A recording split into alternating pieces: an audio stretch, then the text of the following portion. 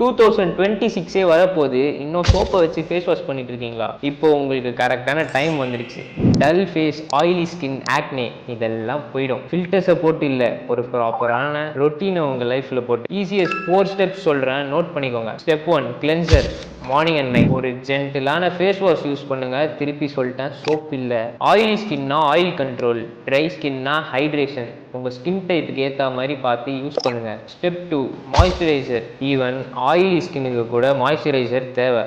Gel paste or oil free moisturiser type பார்த்து use பண்ணுங்க. Step 3, sunscreen. SPF 30 or above daily use பண்ணுங்க. நீங்கள் வீட்டிலே இருந்தாலும் சரி, இல்லை சன்னே வராமல் க்ளவுடி வெதராக இருந்தாலும் சரி, யூவி ரேஸ் நம்ம மேலே பட்டுட்டே தான் இருக்கும். Step 4, night routine. Before sleep face wash பண்ணிட்டு லைட் மாய்ஸ்சரைசர் இல்லைனா சீரம் அப்ளை பண்ணுங்க. அண்ட் ஒரு போனஸ் ஸ்டெப் சொல்கிறேன், நைட் டைமில் 5 minutes உங்கள் ஃபேஸை மசாஜ் பண்ணுங்கள். உங்கள் ஃபேஸில் பிளட் சர்க்குலேஷன் பூஸ்ட் ஆகும். Then glowing skin confirm. So boys and girls, no more dull skin, no more excuse. நான் சொன்ன பேசிக் ரொட்டீனை ஃபாலோ பண்ணுங்க. 2026 வரதுக்குள்ள உங்கள் க்ளோவை நீங்கள் பார்ப்பீங்க.